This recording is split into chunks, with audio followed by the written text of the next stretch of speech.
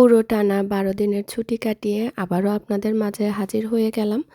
আসসালামু আলাইকুম tiny world family. কেমন আছেন সবাই? আশা করছি সবাই অনেক ভালো আছেন। আলহামদুলিল্লাহ আমরাও সবাই ভালো আছি। তো নতুন আরেকটি ব্লগ শুরু করতে যাচ্ছি। আশা করছি আপনাদের ভালো লাগবে।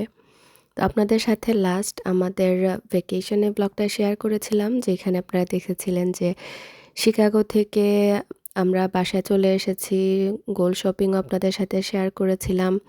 দেন এটা হচ্ছে পরের দিন রাত্রে আসতে তো আমাদের অনেক রাত হয়ে যায়। দেন ঘুমিয়ে পড়ি। দেন এটা হচ্ছে নেক্সট ডে উঠে হচ্ছে ঘর দরজা আবার সংসার সবকিছু সেট আপ করা বা রিস্টার্ট করা। ভ্যাকেশন থেকে আসার পরে আসলে মনটা ফুরফুরে হয়ে যায়। মনে হয় যে আপনি কয়েকদিনের জন্য ব্যাটারিটা আবার রিচার্জ করে নিয়েছেন। কিন্তু ব্যাক টু নরমাল লাইফ হতে একটু সময় লাগে। যেহেতু প্রায় সপ্তাহ খানেকের উপরে আমরা বাইরে ছিলাম, তো এসে হচ্ছে মপটা দিয়ে দিয়েছি পুরো বাসায়। আর খুবই ভালো লাগে মপ দেওয়ার পরে একটা ফ্রেশ ভাব চলে আসে।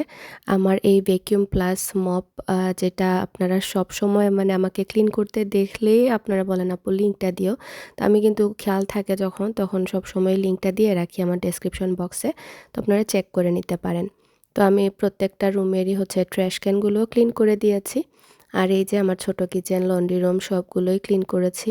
আর ম্যাটগুলোও আমি বাইরে দিয়েছিলাম রোদে, ঝেড়ে-টেড়ে এগুলো নিয়ে এসেছি, যাতে করে একদম ফ্রেশ লাগে। আর ওয়েদারটাও বাইরে খুবই সুন্দর ছিল। মিন টাইম আর কি 10-15 মিনিটসের মতো আমি শুকিয়ে তারপরে আবার বিছিয়ে দিচ্ছি। খুবই ভালো লাগে আসলে ঘর দরজা পরিষ্কার থাকলে মনটা ফুরফুরে হয়ে যায়। আর যেহেতু বাইরে ছিলাম, ঘরের জন্য আসলে মন টানে। আ দেখা যায় যে আগে একটা সময় ছিল বাইরে ঘুরতে খুব বেশি ভালো লাগতো। এখন দেখা যায় ঘুরতে এখনও ভালো লাগে, কিন্তু কয়েকদিন যাওয়ার পরে ঘরের জন্য মন টানে। মনে হয় কখন ঘরে যাব। ঘর হচ্ছে মানে শান্তির জায়গা। তো এই তো আমি এখানেও ম্যাটটা বিছিয়ে দিলাম। ভালো করে বাইরে ঝেড়ে-টেড়ে শুকিয়ে তারপরে। আর ফ্লোরটাও একদম ড্রাই হয়ে গিয়েছে।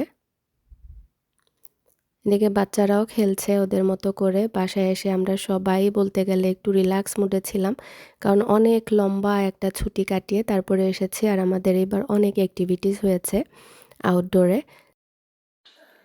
আমার ফালাক এত ক্রিয়েটিভ, মাশাআল্লাহ। ও আমার জন্য এই স্টিকার বানিয়েছে ও নিজে নিজে। খুবই ক্রিয়েটিভ মামি, থ্যাংক ইউ। ভ্যাকেশনে গেলে সবসময় আমি ধোয়ার জন্য যে লন্ড্রিটা থাকে সেটা আলাদা একটা ব্যাগে করে রেখে দিই। এতে করে আসার পরে হচ্ছে ধোয়ার জন্য দিয়ে দিই মেশিনে। এতে করে ইজি হয়। ময়লা সবকিছু একসাথে ক্লিন হয়ে যায়। তো যাওয়ার আগে একটু শপিং করেছিলাম, আর এই যে অবস্থা। ১ সপ্তাহে একদম অবস্থা কাহিল হয়ে গিয়েছে এই লাউটার। হোপফুলি খাওয়া যায়। তো আমি চিংড়ি দিয়ে লাউ দিয়ে বাচ্চাদের জন্য রান্না করব। আর আমাদের জন্য এটা দিয়ে ভাজি করে ফেলবো। টিকটক শপ থেকে এই শ্রেডারটা নিয়ে এসেছিলাম, তো আজকে এটা ট্রাই করেছি ফার্স্ট টাইম। তো পেঁয়াজ দেখলাম খুব ভালো করে স্লাইস করেছে, মানে এরকম শক্তপোক্ত জিনিসপত্র সুন্দর করে স্লাইস হচ্ছিল। আর বেগুনটাও আমি ট্রাই করলাম, ভাবলাম দেখি তো বেগুন হয় কিনা। তবে বেগুনের জন্য আমার উচিত ছিল আর একটু বড় সাইজের যে ব্লেড সেটা ব্যবহার করা, কিন্তু আমি একদম চিকনটা ব্যবহার করে ফেলেছি। এতে করে বেশি চিকন হয়ে গিয়েছে। আর যেহেতু বেগুন সফট, এই জন্য ভাজি করার সময় একটু ভেঙে গিয়েছে। তবে আলু আমার কাছে মনে হচ্ছিল যে পারফেক্ট হবে।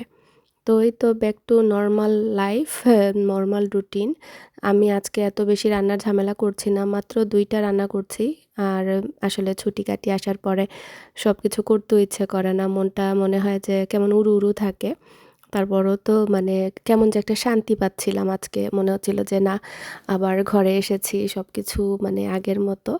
তো এখানে হচ্ছে লাউ দিয়ে চিংড়ি মাছের জন্য বাগারটা দিচ্ছি। তো এখানে আমি মেথি দিয়েছি। আর হচ্ছে পেঁয়াজ আর এগুলো দিয়ে আর কি হালকা করে হালকা পাতলা মশলা দিয়ে লাউ চিংড়ি রান্না করব। আসলে লাউ রান্নাতে মশলা ব্যবহার করার কোনো প্রয়োজনই পড়ে না। একদমই হালকা মশলায় করলে দেখা যায় বেস্ট হয়। তো আমি একটু রসুন দিয়েছি আর হচ্ছে আপনার হলুদের গুঁড়া, দ্যাটস ইট। আর কিচ্ছু দিব না। আর কয়েকটা কাঁচামরিচ দেই আমি ফ্লেভারের জন্য। তো লাউটা কেটে দিয়ে দিয়েছি। উপর থেকে আসলে লাউয়ের চামড়াটা নষ্ট হয়ে গিয়েছিল। আসলে লাউটা ভালোই ছিল। তারপরে তো চিংড়ি মাছ। চিংড়ি মাছটা হালকা একটু মশলার সাথে ভেজে দেন লাউটা দিয়ে ঢাকনা দিয়ে ঢেকে রেখে দিব, যাতে নিজের পানিতে নিজে হয়ে যায় আর কি। পরে ভাবলাম না কয়েকটা টমেটো দেই, ২টা জলপাইও দিয়েছি। আর এখানে যে ওয়াইরি, ওয়াইরি যে ছোট, ছোট মরিচ বা গোল, গোল যে মরিচগুলো থাকে ফ্লেভারফুল, ওইগুলো কয়েকটা দিলাম। এতে করে সুন্দর একটা ঘ্রাণও আসবে। আর এগুলোতে এত বেশি ঝাল হয় না যেহেতু আস্ত থাকে। ভাঙলে অবশ্যই একটু হালকা পাতলা ঝাল হয়। আমাদের কানাডার ওয়াইল্ড ফায়ারে মানে বাইরে বের হওয়া যাচ্ছে না, এত বাজে একটা স্মেল আর ঘোলা পরিবেশ, ধোঁয়াটে ধোঁয়াটে। আল্লাহ সবাইকে হেফাজতে রাখুক। লাস্ট ইয়ারও সেম হয়েছিল, বুশরা এসেছিল, আমরা নিউ ইয়র্কে গিয়েছিলাম, যে ড্রাইভ করা যাচ্ছিল না, এরকম ফগি একটা ভাব ছিল। তো এখানে আয়েশা ফর কংগ্রেস ওর ভোটটা লাগিয়ে দিয়ে গিয়েছে। সো মিশিগানে যারা আছেন অবশ্যই আয়েশাকে ভোট দেবেন। যে যে এরিয়া ও কাভার করে আপনারা দেখতে পাবেন। সো ওকে সাপোর্ট করবেন মুসলিম হিসেবে। ও আমাদের জন্য লড়াই করছে, আমাদের হয়ে।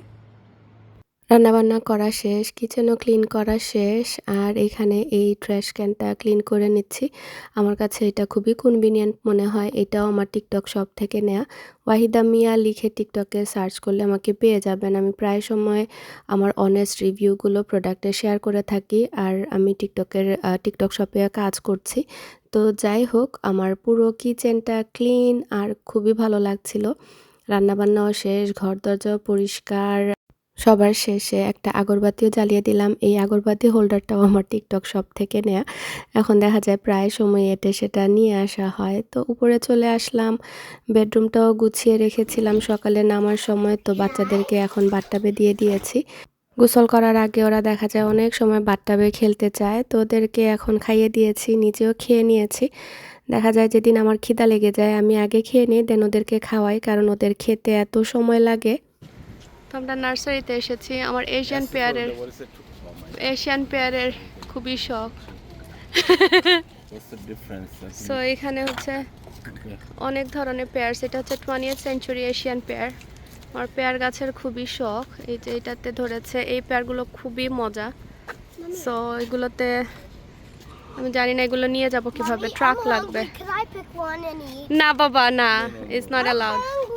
No, it's not fruit picking area, it's nursery. Nursery meaning like we buy plants from here. What is এটা কি জাতি ফ্লাওয়ার? এখানে ফ্লাওয়ারের স্মেলে এত সুন্দর লাগছে আর কি বলবো। এই লিলি ফুলের অনেক ভ্যারাইটিস এখানে আছে। আমরা এসেছি ট্রয় টেলিজে, খুবই সুন্দর এখানে লিলিসগুলো, মাশাল্লাহ। আমি এটা নিয়েছি, এটার কালার খুবই নাইস, ভাইব্রেন্ট। এই বাচ্চাদেরকে নিয়ে আসলে শপিং করা খুবই টাফ। আর এখানে হচ্ছে লেবুর গাছ দেখতে পাচ্ছি, এই যে খুবই nice. Azrak, I'm here. Azrak.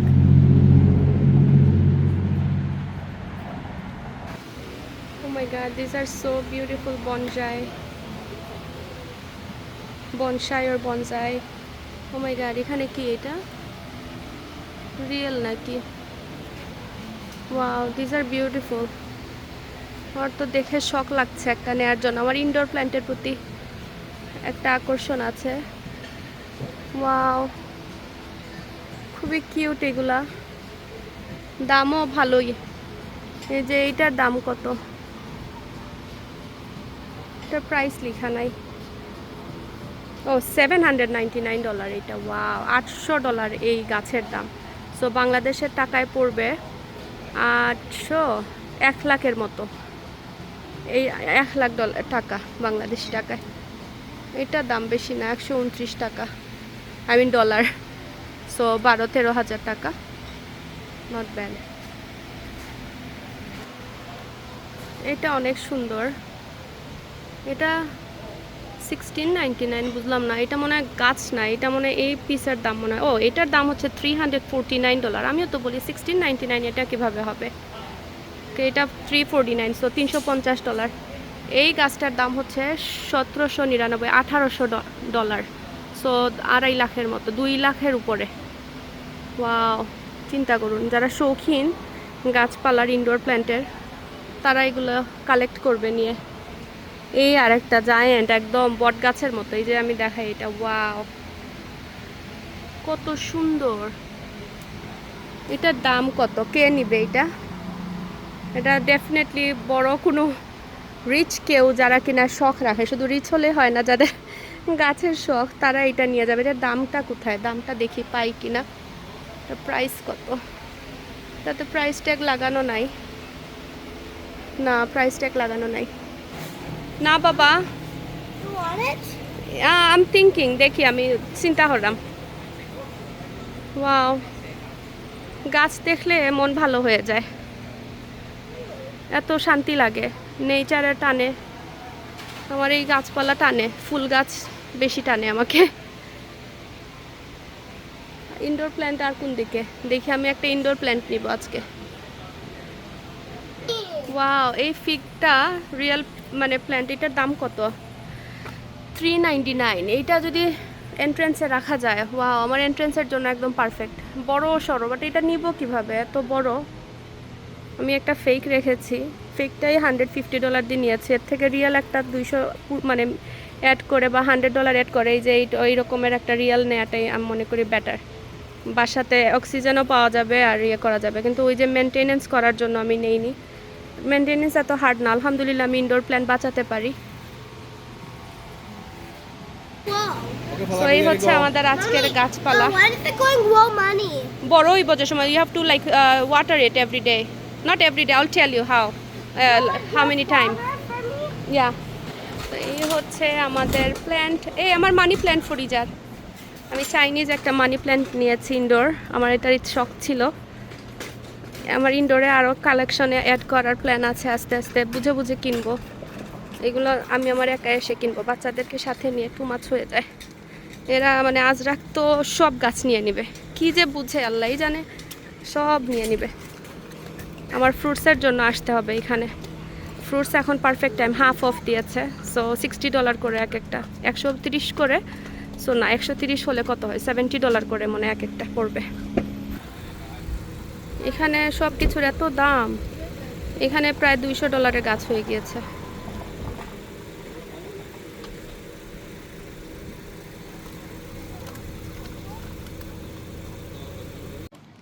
এই হচ্ছে আমার সব প্ল্যান্ট এখানে যাবে। আর আমার টব হচ্ছে এইগুলো ম্যাচিং করা নিয়ে এসেছিলাম হোমগুডস থেকে। এটা এক একটা এক এক প্রাইস, এটা হচ্ছে 1999, এটা 2499, এই একটা। তারপরে এই যে হাঁস বাবাজিকে নিয়ে এসেছি, কিউট একজন। আর আমার এই ফেভারিট লিলি গাছ। সো এটা আমাদের কূপটা এখন যাবে। ওরে থইতে বাবা, অত মাত মাতে গো, হেরান হয় না বাচ্চাটা।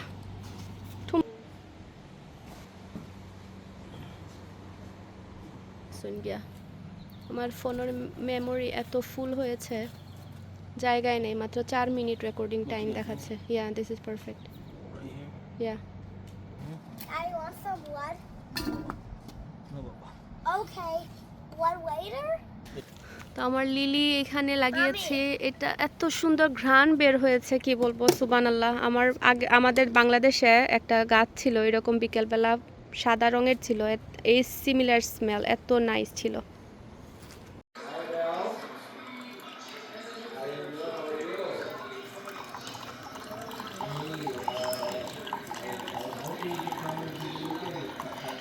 এটা ছিল পরের দিনের একটা ক্লিপ। তো আমি তো আপনাদের খেয়াল আছে কি না, ভ্যাকেশনে যাওয়ার আগে হোমগুডস থেকে কিছু জিনিসপত্র নিয়ে এসেছিলাম। তো এগুলো কিন্তু এখনও সেট করা হয়নি। তো এই ফ্লাওয়ারগুলো আজকে দিয়ে দিব এই ভাসের মধ্যে। এটা এত রিয়ালিস্টিক লুকিং, মানে মনে হয় যে একদমই রিয়েল, প্লাস্টিক মনে হয় না। তোর দামটাও খুবই রিজনেবল প্রাইসে আমি পেয়ে গিয়েছি। আমি যখন চেক আউট করছিলাম 2 জন আমাকে জিজ্ঞেস করেছে যে এত সুন্দর এগুলো আর আছে কিনা। বললাম না, এই 2টা মানে আমার জন্য একদম 4টাই ছিল, মানে 2 সাইডে 2টা 2টা করে। আর মানে 4টার দাম আর কি 1699। তো আমি এক একটাতে হচ্ছে 8টা করে স্টিক দিয়েছি। সো আসলে অ্যাড করলে দেখা যায় অনেক হয়ে যায়, কিছু করার নেই। এখন সব কিছুরই এরকম অনেক দাম, তবে আমার কাছে এই কর্নারে খুবই ভালো ভালো লাগছিল। আর এই 2টা এখনও টানানো হয়নি, যে 2টা কি বলে হ্যাঙ্গিং বাস্কেট, এই 2টাও লাগাতে হবে। জানি না কবে আর দেনে বাবা লাগিয়ে দিবে, এটা ওয়ালে বা উপর থেকে ছিদ্র করে দিতে হবে আর কি। তো ওইদিন বাচ্চাদের মসজিদ ছিল, তো ওদেরকে আনার জন্য বের হয়েছিলাম। তো এত গরম ছিল, তো দেখা যায় মসজিদ থেকে আনার সময় ওদেরকে সবসময় দেখা যেত যে ট্রিট দেই। আর এত গরম থাকে যে নিজেরও খেতে ইচ্ছে করে, তো সবগুলাকে একসাথে করে আর কি নিয়ে বের হই। আর ড্রিঙ্কস খেয়ে দেন আমরা বাসায় চলে আসি। এরকমই আমাদের সামারটা গিয়েছে। আসলে এই দিনগুলো এখন মিস করছি, যেহেতু আমাদের বাচ্চাদের স্কুল আজকে থেকে স্টার্ট হয়ে গিয়েছে। তো এখানে আমার বেডরুমের যে অলিভ প্ল্যান্টটা আছে এটার মধ্যে পেপার দিয়ে এই পটের মধ্যে দিয়ে দিয়েছি। পেপারটা দিয়ে একদম চারপাশ ভালো করে দিয়েছি। আর এখানে হোমগুজ থেকে আনা এই মাছ বা মস যেটাই বলেন সেটা দিয়ে এরকম করে দিব, এতে করে দেখতে অনেক লাক্সারি লাগবে আর অনেক খারাপ দেখা যাবে না। এটা আমার অনেক দিন ধরে করব করে করা হচ্ছিল না। সো আমি বড় প্যাকেট নিয়ে এসেছি যাতে আমি রিয়েল প্ল্যান্টের নিচেও দিতে পারি। জানি না দিব কিনা, কারণ রিয়েল প্ল্যান্টে তো পানি দিতে হয়, মেবি ছত্রাক পড়ে যেতে পারে, বাট ইটস ওকে, আমি রেখে দেব। কারণ ছোট প্যাকেট আমি জানি না ছোট প্যাকেট আর কিনিনি, ভাবলাম বড় প্যাকেট সাশ্রয়ী হবে। আর কত দাম ছিল, $15 এটা।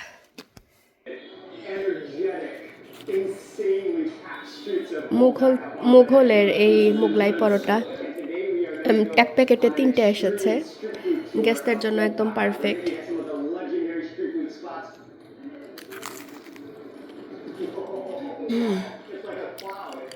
খারাপ না। আমি স্পাইসি সিরাচাটা নিয়েছি।